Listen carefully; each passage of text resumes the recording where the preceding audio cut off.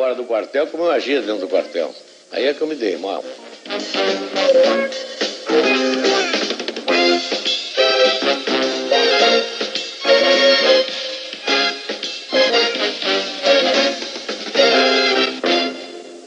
No início de agosto do ano passado, quando o presidente teve a primeira crise séria de dores nas costas e foi internado num hospital aqui de Brasília, eu tentei visitá-lo como amigo, mas fui barrado como jornalista. Então eu escrevi uma carta para o presidente e ele me respondeu com esse cartão. Meu caro Alexandre, estou muito alegre com a sua carta. Venha me visitar como amigo e não tenha receio de se portar como jornalista. Isso me encorajou a pedir uma entrevista ao presidente. Eu falei com ele e ele me disse que estava disposto a conceder a entrevista. Mas isso já faz mais ou menos 6 meses. Eu imagino que durante 6 meses o presidente protelou a entrevista porque não queria que ela fosse confundida com uma influência no processo sucessório. Depois ele me falou que na sua democracia o presidente não tem candidatos e não nomeia o sucessor. Presidente, e o seu candidato? Dizem que no fundo, eu por exemplo recebi uma informação que no fundo o seu candidato era o Costa Cavalcante. No fundo o meu candidato era o que a convenção indicasse. Mas o Costa Cavalcante estava entre aqueles que eu preferia que fosse indicado. Mas o senhor um dia disse para o Armando Falcão que o Aureliano poderia ser o... Disse, uns 2 anos e meio antes da sucessão, ele me perguntou na casa do meu filho e disse: o Aureliano Chaves é um bom candidato. Apenas isso. Disse, seria um bom candidato. O senhor não quis indicar ninguém, não quis ter candidato, fez questão de não ter. Não quis indicar ninguém de propositadamente, que acho que o presidente não deve indicar ninguém. Mas interpretaram esse seu cruzar de braços diante dos candidatos como que o candidato seria o senhor. Que o senhor seria candidato o senhor mesmo, que o senhor queria reeleição ou prorrogação ou mandato tampão. Eu estava muito satisfeito com a presidência da República. Eu desde o começo dizia que não gostava do poder, então diziam, um presidente que não gosta do poder não pode ser presidente. Se eu tivesse dito que gostava do poder, ele é um ambicioso. Mas o fato é que eu não gostava mesmo. E o Maluf, presidente, também. Outra pergunta que fica no ar, que o senhor não teria se importado com a derrota dele, em primeiro lugar. O senhor... Não é que eu não teria me importado com a derrota dele, eu me importei com a derrota do candidato do meu partido. Como era casualmente ele, eu me importei, eu preferia que não... Mas o senhor já disse uma vez, o Maluf não faz meu gênero. Não faz meu gênero. Com muita gente do meu governo também não faz meu gênero. Eu já votei muita gente que não faz meu gênero. Eu tenho muitos candidatos que absolutamente não eram do meu gênero, mas eram do meu partido. Por exemplo, o senhor tinha um candidato que era seu colega de farda, o Lotte? Fazia meu gênero. Eu não votei nele. Votou no que não fazia seu gênero. Se eu pudesse, teria votado nele. Estava muito mais identificado com o que eu aprendi no Exército com meu pai do que com o que os outros diziam. Quer dizer, conclusão, o Maluf não fazia seu gênero, mas o senhor o apoiou até o fim como candidato do seu partido? Como candidato do partido. Pois é, quando quiseram que eu indicasse um candidato, eu não indico porque não é do temperamento. E mesmo que fosse o meu temperamento, eu não indico porque me tiraram o AI-5. Aliás, eu explicar se eu me tirou o AI-5. Mas eu indiquei. O senhor indicou porque tinha o AI-5. Me dá o AI-5, talvez eu indique. Se o senhor tivesse o AI-5, o senhor faria isso? Não. Se o senhor tivesse o AI-5, o que o senhor faria com ele? O AI-5? Rasgava. Infelizmente o Galo rasgou antes de mim. Presidente, João Batista de Oliveira Figueiredo, o homem, imaginou algum dia que seria presidente da República? Não, nunca imaginei. O máximo que eu almejei na vida foi chegar a ser um bom oficial de Estado-Maior do Exército. E eu acho que eu consegui. Mas presidência da República nunca me passou pela cabeça. Como é que o senhor soube que seria presidente? Diziam assim que o senhor já sabia muito antes. Foi mesmo no dia que se fala, no dia 27 de dezembro? Foi no dia 27 de dezembro de 1978, na Granja do IP, quando o presidente Geisel me chamou para me comunicar que se tinha fixado o meu nome. E eu, nessa oportunidade, eu disse para ele que eu não seria tão cretino a ponto de dizer a ele que estava sendo surpreendido, porque já mesmo os jornais iam falando no meu nome. E que, portanto, eu estava preparado para um dia ter que responder aquela pergunta. E já que ele estava fazendo aquela pergunta, eu perguntei para ele se era uma ordem ou se era um convite. Ele disse, não, estou lhe consultando. Então, não, eu não quero. Mas por que não quer? Porque eu me conheço. O senhor não me conhece bem. O senhor serve comigo, mas nós nunca tivemos um contato tão íntimo a ponto do senhor dizer possa me conhecer bem. Eu me conheço e sei que não sirvo para isso. O meu temperamento e os meus... Se eu consulte meus colegas do Exército, eles todos vão coincidir comigo que eu não sirvo para isso. Depois eu não quero. Ele tornou a insistir e eu pedi a ele 24 horas para ele pensar. No dia seguinte ele voltou para mim, conversamos, e ele disse, não tem jeito, vai ser você mesmo. E o vice foi o senhor que indicou?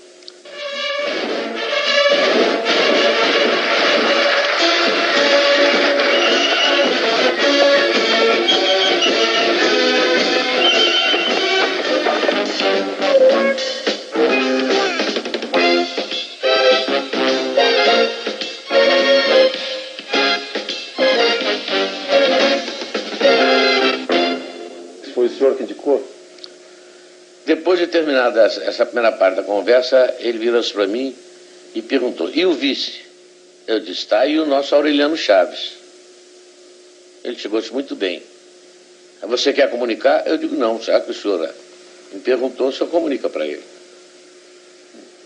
Mas quem citou o nome do Aureliano Chaves fui eu. Esclarece muitas versões aí de quem teria indicado. Não, ele não me indicou. Não me indicou absolutamente. Não me indicou nome nenhum. Outra coisa, presidente, que também está no ar. O seu relacionamento com Aureliano Chaves. Por que houve o afastamento? Isso é bom perguntar a ele. Ele saberia responder? Eu acho que sim. E o senhor chegou a ponto, assim, de antes de assumir a presidência ou depois de ter assumido, chegou a ponto de ter vontade de desistir, presidente? Não, depois que eu assumi um compromisso, jamais desisti de alguma coisa. Nunca passou pela cabeça desistir de coisa nenhuma. E até o fim? E até o fim. E a família? A presidência prejudicou a sua família? Prejudicou porque eu fiquei 17 anos em Brasília, né? Não digo que foi a presidência, mas o ter me metido nisso, eu fiquei 17 anos afastado da minha família. Meus filhos no Rio e eu aqui. Prejudicou, não há dúvida que prejudicou. Benéfico não foi. Nenhum membro da minha família saiu ganhando qualquer coisa. Pelo contrário. Só tiveram aborrecimentos, eu também. E nós ficamos afastados deles. Vou amenizar um pouco a conversa. O senhor sabe que sempre há piada a respeito do presidente da República. E dizem que o senhor conhece todas as piadas a seu respeito. Qual é a melhor piada a seu respeito? Não conheço todas as piadas, conheço muitas. A primeira que me contaram foi a do sapato, aquela do Geisel, né? O presidente Geisel, antes de me escolher, foi com um companheiro, mas você vai escolher o Figueiredo? O Figueiredo tem um temperamento meio doido, o Figueiredo é meio maluco. Por que você não se fixa num outro elemento? E que o Geisel, então, aconselhado por esse companheiro, teria consultado um psicanalista. Faz uma experiência, vai lá e diz ao psicanalista que quer ver as reações, como é que um presidente entra e sai do poder. Faz uma experiência com o senhor e depois faz uma com o Figueiredo. E o Geisel aceitou. E chegou lá e o psicanalista perguntou para ele, presidente, qual é o objeto que normalmente é quadrado, mas pode ser redondo, pode ter 4 pés, pode ser 6, serve para a gente se reunir em torno, para fazer refeições ou para conversar. Enfim, tem uma porção de utilidades, não sei o quê. Ele pensou, ele disse, uma mesa. Ele disse, muito bem, isso está perfeitamente. E qual é o objeto que todo mundo usa? Geralmente, para não andar com o pé no chão, todo mundo usa. E o Geisel, naquela precisão dele, de gostar das coisas precisas, perguntou se tinha cadarço ou não tinha cadarço. Sim. Não pode ter cadarço ou pode não ter cadastro. Então ele disse que é sapato. Ele sabe muito bem, o senhor está perfeitamente bem depois de 5 anos de governo. Aí quando eu entrei me fizeram essa pergunta. O Gás me contou. Olha, vão lhe perguntar isso assim, me perguntaram isso assim, assim, vai prevenir. E a primeira pergunta que me fizeram foi essa do sapato, justamente. E eu então perguntei, tem cadastro? O camarada disse, não pode ter cadastro e não tem cadastro. Então eu disse, então é um mocassim. Se não tem cadastro, é um mocassim. Foi essa a primeira que me contaram. Aliás, eu contei para ele. Mas o que eu achei mais graça é que diziam que desde o começo que eu não cumpria nada do que estava prometendo. Agora eu estou achando mais graça ainda dela. Agora você pede que olhem para trás para ver se o senhor cumpriu ou não. É o povo que julga se eu cumpri ou não. Eu tenho a consciência tranquila de que cumpri. O senhor entrou no mundo político, o senhor saiu do quartel e entrou no mundo político. Isso foi algum choque para o senhor? Foi porque eu pensei que eu pudesse agir fora do quartel como eu agia dentro do quartel. Aí é que eu me dei mal. A massa era completamente diferente. A gente com quem eu ia lidar era completamente diferente. O tipo de reação? No quartel só se falava em cumprir dever, em bandeira, defender o Estado, viva a pátria. Era o dia inteiro isso. E aqui fora só havia interesse particular. A última coisa que eu ouvia falar era em Brasil. A ponto de eu perguntar uma vez a um determinado político, e o Brasil? Essa hora, presidente.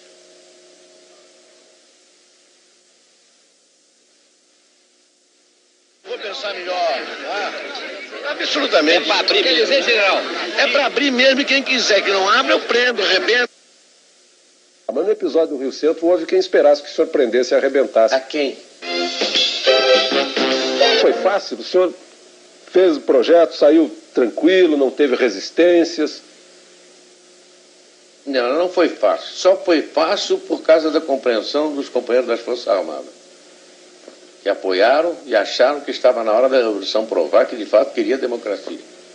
E nesse aspecto todos me ajudaram.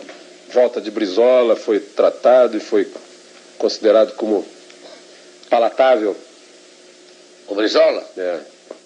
O Brizola, desde o começo, quando o repórter me perguntou, eu achei até um desaforo a pergunta que ele me fez. Se o Brizola ganhar, leva.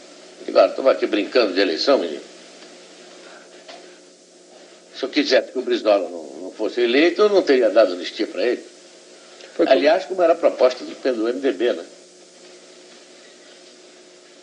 A proposta do MDB, eles não voltariam. Voltariam e não poderiam ser eleitos. E não poderiam ser eleitos. Aliás, uma pergunta semelhante foi no dia da sua posse. Perguntaram para o senhor, mas o senhor vai mesmo fazer desse país uma democracia? E eu brincando disse, eu prendo, arrebento, não sei o que lá. Está aí o presidente que nós elegemos, prende e arrebente. Mas o senhor disse prendo e arrebento. E no episódio do Rio Centro, o senhor, enfim, o senhor fez essa democracia, está aí, chegamos à eleição, o senhor não precisou prender nem arrebentar. Mas no episódio do Rio Centro houve quem esperasse que o senhor prendesse e arrebentasse. A quem? Aos autores. Mas quais foram os autores? A justiça me disse quais foram os autores? O senhor não... estava sob o regime constitucional, não tinha AI-5 na mão. Fiquei esperando que a justiça falasse. Sem o AI-5... Se eu passasse por cima da justiça, aí sim, poderiam dizer que era um regime discricionário. Mas todo mundo queria que eu fizesse isso. Talvez seja até o uso do cachimbo deixa a boca torta. Todo mundo esperava que o senhor adotasse uma atitude de AI-5. Pois é. O senhor precisou decretar medidas de emergência que estão na Constituição. E o general Newton Cruz foi o executor dessas medidas. O senhor acha que ele agiu bem ao executar essas medidas? Agiu muito bem. Agora todo mundo se queixa do exagero do Newton. Mas se naquela época não tivesse sido executadas as medidas de emergência, eles tinham executado a marcha sobre Brasília e haveria pressão sobre o Congresso. E mesmo com medidas de emergência, você se lembra como é que foi a votação. E agora o general Newton Cruz foi tirado do comando militar planalto. Ele foi punido? Não, ele foi promovido, porque ele foi chefiar foi ser subchefe de um departamento, que é o que cabe ao posto dele como general de divisão. E Nem eu permitiria que ele fosse punido, porque não cometeu transgressão nenhuma. O senhor, durante uma parte do governo, saiu uma versão que o senhor teria comentado com algum íntimo, disse assim, olha, se me incomodarem muito, eu chamo o Pires e largo isso tudo. O senhor não, de fato, numa reunião com alguns ministros, eles começaram a tocar em assuntos que estavam me desgostando já há tempos, e insistiram no assunto. E eu, brincando com eles, disse, olha, se insistirem nesse assunto, eu chamo o Pires e vou embora. E eles caíram na gargalhada. Mas isso foi em ar de brincadeira. E foi uma vez só. E aí generalizou-se de que eu chamaria o Pires. Mesmo porque não caberia chamar o Pires. Se eu tivesse que ir embora, teria quem chamar. A Constituição diz quem é que teria que ser chamado. Vice-presidente. Agora, foi uma brincadeira minha. Presidente, por falar em chamar o Pires, a Veja publicou na outra semana uma versão de que no segundo semestre do ano passado teria estado na iminência de haver um golpe militar. O senhor leu essa versão? O que o senhor acha? Li depois de me chamar a atenção e achei muita graça. Porque eu nunca estive na iminência de dar um golpe. Sempre que houve possibilidade de alguma coisa, eu entrei e valeu. Jamais passou pela cabeça do general Pires aquilo. Aquilo ali foi a maior história de ficção que eu já li na minha vida. Tem ali algumas meias-verdades e alguns assuntos que nós possamos ter discutido. Mas na reunião preliminar com os ministros, com os presidenciáveis, eu discuti com os ministros militares. E um dos assuntos foi esse. As hipóteses possíveis. E essa hipótese foi completamente riscada. Eu tenho aí a cópia do documento, eu redigi e todos eles assinaram o documento. Não é absolutamente verdade o que está ali. E a imprensa, presidente? O que o senhor acha do trabalho da imprensa? O trabalho da imprensa no meu governo foi trabalhar contra mim. Contra o meu governo, porque tudo que se saía na imprensa ou saía truncado, ou saía meia-verdade, ou então era inventado.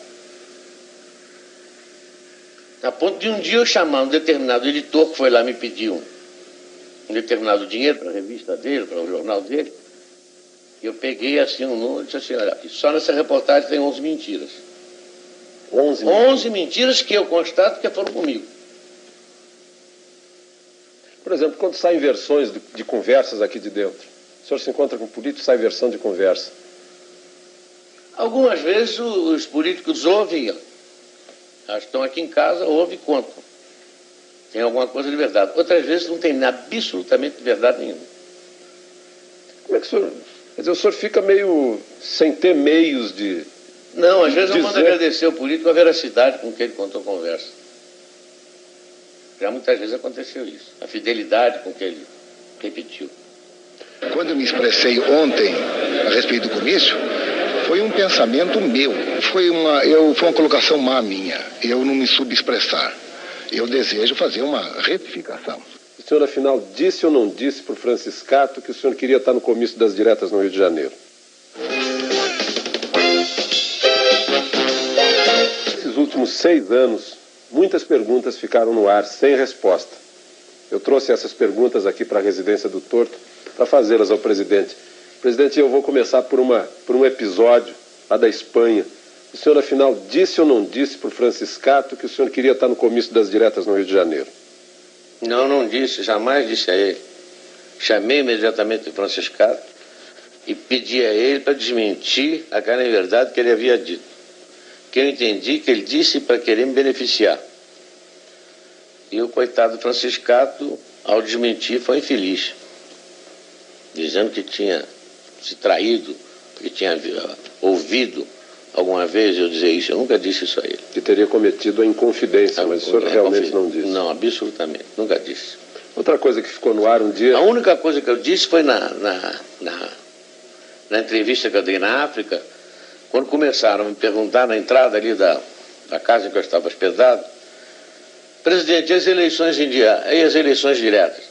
Eu comecei a entrevista assim, jamais passou pela minha cabeça fazer a eleição direta agora. No entretanto, se o partido assim decidir, o Congresso decidir, eu como homem de partido tenho que me submeter. Afinal, todos nós somos pelas diretas. Eles começaram aqui no Brasil, a notícia chegou aqui no Brasil O presidente está de acordo com as diretas.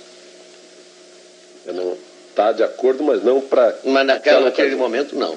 Tanto que o senhor depois propôs para 88. Eu propus para 88. E justamente eu não estava de acordo porque não eram essas regras do jogo.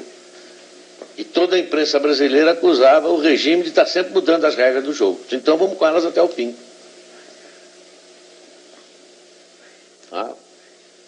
As regras do jogo foram até o fim e ganhou o candidato da oposição. O senhor lamenta isso? Lamento, que eu preferia que tivesse ganho do meu partido, fosse ele quem fosse. Mas um dia o senhor estava com o candidato do seu partido, e essa é outra pergunta que ficou no ar. O senhor estava com Paulo Maluf no seu gabinete e os fotógrafos contam que ouviram o Maluf dizendo: sorria, presidente. E o senhor teria respondido para o Maluf: eu não sorrio, a casa é minha, aqui eu faço a cara que eu quiser. É que eles ouviram mal, então deturparam o que eu disse. De fato, o Maluf perguntou: sorria, presidente. Eu disse: eu não posso sorrir porque a cara é essa que eu tenho e eu não posso mudar. Então confundiram cara com cara. Eu admito que tenha sido isso. E admito que tenha sido um ou dois fotógrafos só que ouviram. Presidente, um episódio lá do início, antes do seu início de governo. Aquela versão do cheiro do povo e o cheiro do cavalo. Agora, depois desses 6 anos, eu volto a perguntar para o senhor gosta mais do cheiro do povo ou do cheiro do cavalo? Olha, aquilo só pode ter sido ou uma maldade do jornalista que ouviu o que eu disse, porque ele me fez a pergunta e eu bati no ombro dele, olhei para a cara dele e disse: olha aqui, meu filho, eu gosto mais do cheiro do cavalo, você tem razão. Para não dizer outra coisa que eu devia ter dito. E ele maldosamente compreendeu, mas foi discutir com outro sobre se devia ou não publicar. Mas já que você me fez essa pergunta, seria uma imbecilidade de mim, a toda prova, eu ter dito que gostaria mais do cheiro do cavalo. Mas agora, no momento, eu digo que eu não gosto do cheiro dele. De quem fez a pergunta, não gosto. Como é que o senhor recebia essas críticas? Não, as pessoas que o cercam no palácio nunca sonegaram do senhor as críticas? Não, nunca sonegaram. Até pelo contrário, quando alguns exageravam até nas críticas, o SNI sempre me informou muito bem. E os companheiros também sempre me informaram muito bem. Eu recebia com naturalidade. E às vezes até com uma ponta de ironia. Porque criticando a mim, estavam criticando vários companheiros que estavam do lado de lá e que tiraram vários cursos comigo. Mas alguma crítica que o senhor chegou a verificar para ver se era verdade ou não? O senhor já... Não, as críticas que fizeram, eu tomei todas como coisa de... o meu humorismo, nunca tomei como verdade, porque não eram verdade mesmo. Presidente, o SNI sempre informou bem o senhor, porque o senhor já foi chefe do SNI. Dizem que o SNI fica criando complôs, levando informação do presidente. O senhor acha que sempre houve informação fiel, precisa do SNI para o senhor? O SNI tinha informação tão precisa que quando o ministro vinha tratar do assunto, eu sabia mais do assunto do que ele. E fazia uma pergunta, às vezes, que desmontava todo... Quer dizer, o ministro vinha fazer uma proposta para o senhor sobre energia nuclear, por exemplo, o senhor já estava sabendo de tudo? Eu já tinha recebido uns 15 dias antes um dossiê sobre energia nuclear. O senhor, quando chefe do SNI, corria a versão de que o senhor teria livrado alguns jovens que estavam sendo acusados, o senhor agiu para libertá-los, aconteceu isso? Não, para libertá-los não, para que eles pudessem trabalhar, porque eles estavam fichados na SNI e não tinham culpa nenhuma. E quem fichou por maldade. Alguns tinham alguma culpa, mas não era culpa a ponto de eliminá-los. Alguns até eu empreguei lá mesmo. Qual foi a maior tristeza que o senhor teve nesses 6 anos? Por ter constatado que alguns homens que eu pensava que fosse alguma coisa eram completamente diferentes. O senhor não gostaria de citar o nome desses homens? Não, porque um dicionário era capaz de não caber todos os nomes deles. E a maior alegria, presidente? A maior alegria foi não ter conhecido antes algumas pessoas que eu poderia ter conhecido. Essas o senhor poderia citar? E ter conversado com o presidente Geisel depois de tanto tempo, em que diziam que nós estávamos brigados, em que eu convidei para almoçar e ele veio e conversamos durante 3 horas. Faz um mês isso, mais ou menos? Faz mais tempo. Qual foi o tema da conversa, presidente? Foi a sucessão presidencial. Porque eu senti que ele tinha uma opinião e eu tinha outra. Mas saímos bons amigos. Ele do lado de lá e eu do lado de cá. Continua a relação? Eu espero que sim. Eu não tenho nada contra ele, gosto muito dele.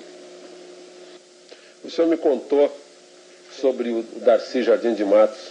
O senhor me falou assim, é desse tipo de homem que esses são os homens que eu admiro. O senhor o convidou para conspirar antes de 64, ele disse, eu não entro em conspiração, mas vou estar ao seu lado. Ele e meu irmão Diogo. E foram os dois primeiros que se apresentaram. E nunca conspiraram.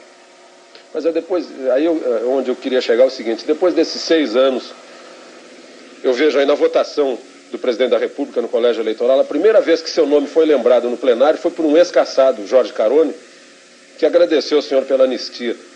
Como é que o senhor, depois desses 6 anos, como é que o senhor analisa o coração dos homens, as pessoas que o senhor conheceu?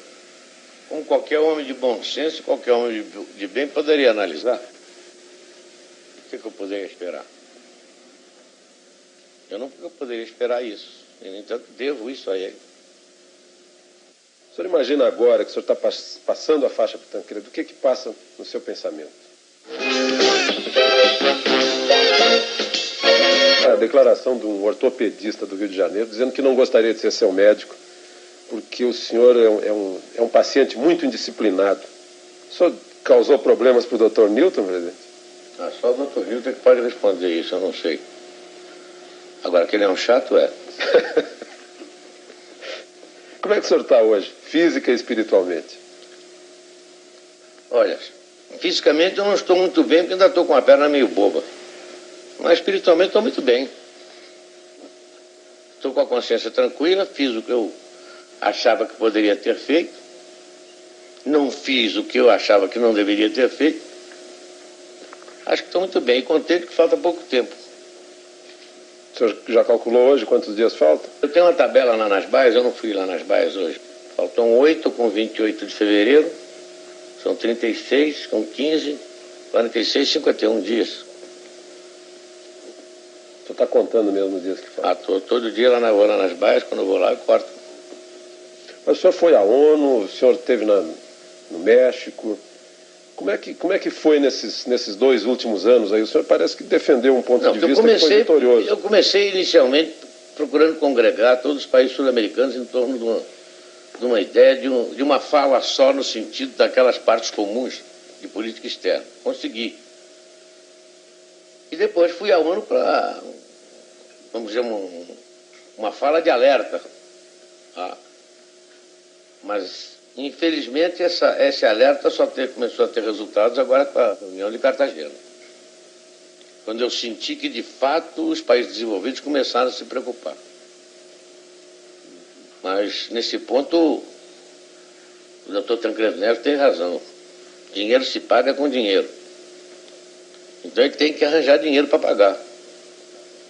O senhor sempre pagou a dívida com dinheiro? Sempre paguei dívida com dinheiro. Não paguei com a miséria do povo, não paguei com dinheiro mesmo. Eu espero que ele consiga isso também. Presidente, governo Tancredo Neves, o que o senhor espera do governo Tancredo Neves?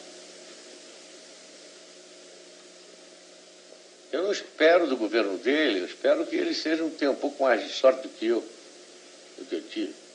E que no final do governo dele o povo faça mais justiça a ele do que fez a mim.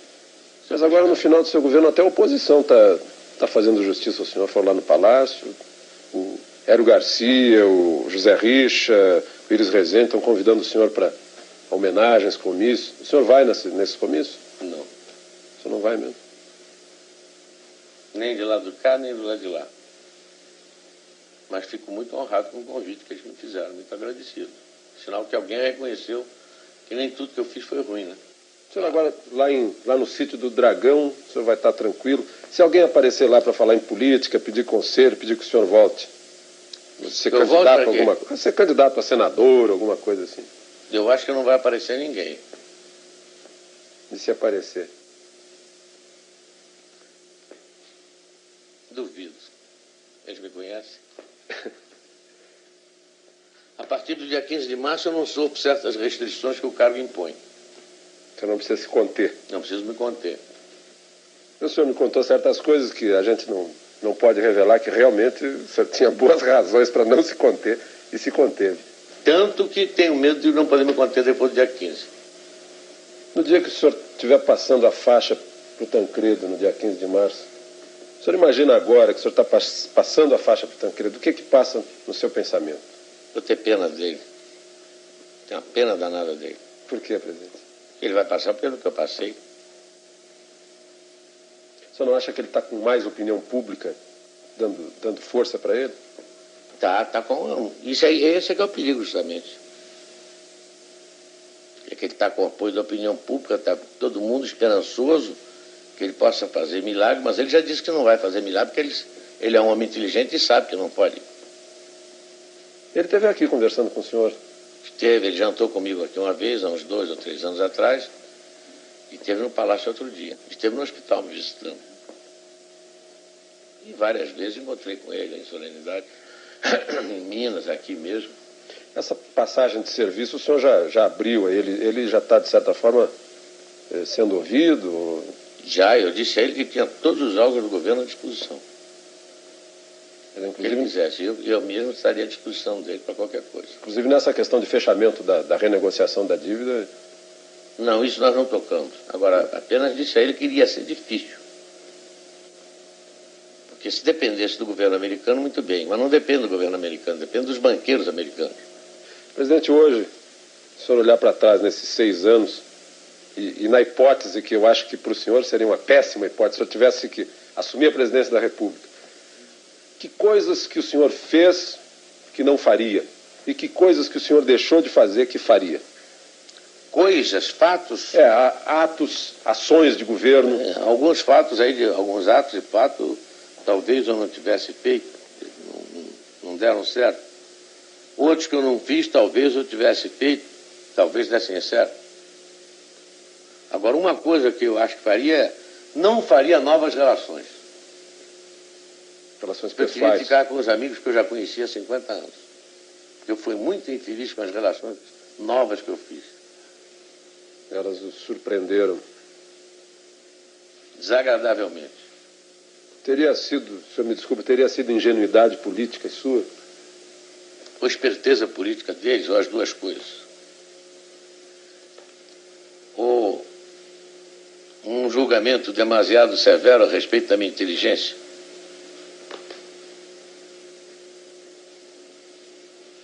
O senhor ficou muito magoado com isso, né? Com alguns enganos a respeito de pessoas que o senhor teve ao longo desses anos. Fiquei magoado, fiquei surpreendido. Com alguns eu não fiquei magoado porque eu já esperava. Com outros eu fiquei magoado porque eu não esperava. Porque eles sabem que nunca poderiam esperar isso de mim. E a prova disso é que até hoje tentam falar comigo. Presidente, agora, deixando de lado os políticos, e a gente imaginando que aqui essa câmera está registrando a entrada do senhor na casa do brasileiro médio, do povo, povão, o que o senhor diria agora para o povão que está vendo o senhor aí, nesse momento que o senhor está deixando a presidência da República? Bom, o povão que poderá me escutar será talvez os 70% dos brasileiros que estão apoiando o Tancredo. Então, desejar que eles tenham razão e que o doutor Tancredo consiga fazer um governo bom para eles. E que eles o doutor Tancredo consiga dar a eles o que eu não consegui. E desejar felicidade para eles. E que me esqueçam. Aliás, eu pedi isso desde o começo. Se lembra? Mas eu tenho a impressão que a história não vai esquecer certas coisas, presidente. Anistia, por exemplo, em primeiro lugar, e acesso à democracia que está aí. Pode ser que eu não esqueça, mas eu preferia que esquecesse. Para o senhor viver tranquilo lá no sítio do Dragão. E que não me venham conversar mais sobre política. Que aí eu abro o meu arquivo. O senhor tem cartas e papéis guardados? Muitos. Bom, presidente, muito obrigado ao senhor. Obrigado. Obrigado a você também. E obrigado a vocês.